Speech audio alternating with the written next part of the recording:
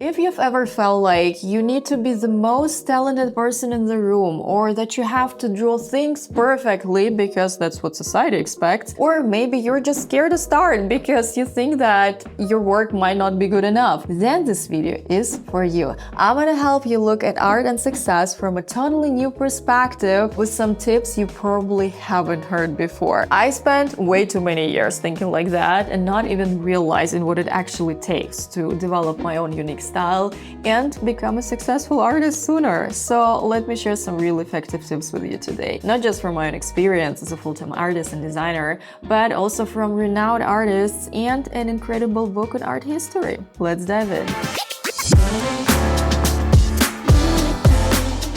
By the way, I'm Iana, and this is your go-to channel for all things creativity, art, and living your best life while achieving the biggest dreams you've ever had. I want to start this video by sharing a quote from one of the Paris art museums that proves that great art doesn't need to be super realistic or perfect. It may look easy, but any good painting looks easy, as if no struggle was involved. If you look at a Matisse, it looks like he just picked up a brush and did a few strokes, as if by magic. That's the mark of a good painting. So lesson number one, if you're currently struggling with the need for perfection, remember that the best art isn't about flawless or impeccable technique. It's about letting go, trusting your instincts, and allowing your creativity to flow naturally. The beauty lies in the process and not in achieving some rigid standard of perfect art. Let me share a story about one of my favorite drawings. It's part of my limited collection I created inspired by my mom's flower garden. We have a small house outside the city, and she's organized an area in the garden there that she hopes will become a bigger flower paradise. Also, she really enjoys taking a lot of photos of it and sending them to me every time when she creates something. Thing is that we live in different countries, and all these photos, they basically serve us as memories and a connection when I'm not there. And of course, for me as an artist, they serve as inspiration for my own paintings and drawings. This is basically how this collection of original drawings was born. In my opinion, it's also a reminder to trust your personal experiences and feelings as your biggest source of inspiration. So create from that place of authenticity and not for perfection. Now onto the myth that you need to stick to one single style throughout your entire life. I want to share examples of two artists whose work and stories I simply admire. I've been deeply inspired by the works of David Hockney, one of my favorite artists. His collection of still lifes is a prime example of being bold in art, passionate about life, and full of curiosity. And notice the variety in his work. It's not just about painting still lifes or portraits only, or sticking to one medium like oil paints, his entire life. Just look at his iPad drawings. I mean, all the colors, textures. Stunning. As an iPad artist myself, I dream of meeting him one day and talking about the fascinating world of merging digital art with traditional media. And this brings me to a critical, if not the most important aspect of creating art. It's not about creating the most beautiful or aesthetically pleasing images. It's about creating the safe place for your inner world.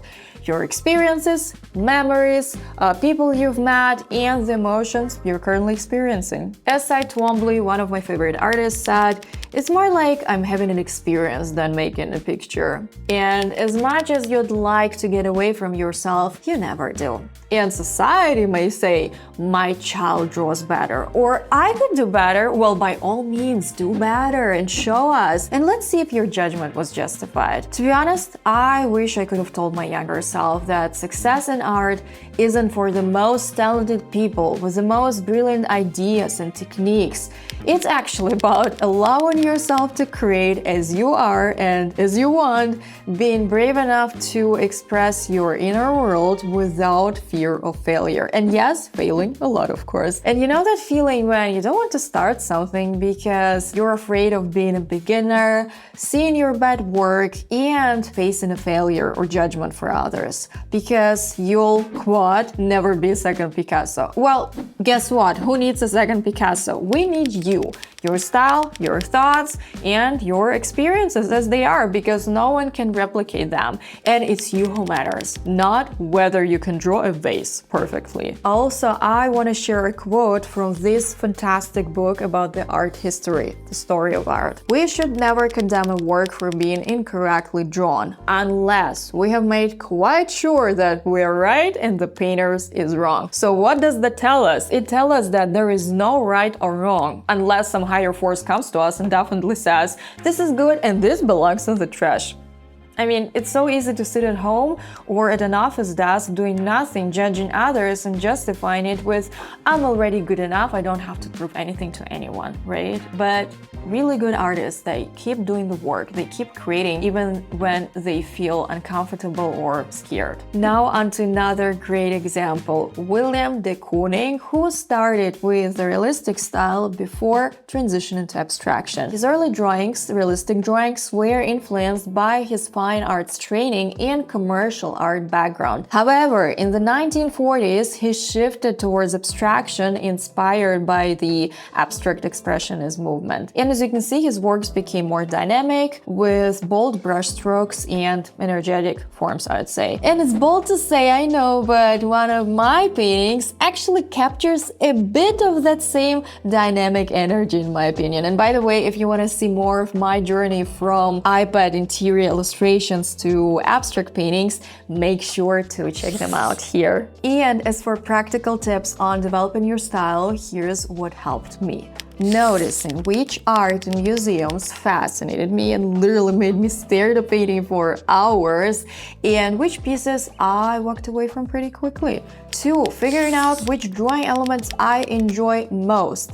Lines, shadows, maybe hatching, and for me, I'm passionate about all types of lines, so it is also reflected in my own abstract paintings. And the most boring advice, draw daily and see what excites you to draw tomorrow and what feels boring. That's it. And by the way, these are the books that inspire me to be bold in my drawings. And I want to finish this video with the quote that has stuck with me, and you've probably heard about it. No one is you, and this is your power. So allow yourself to be you, whether it's your life or your art.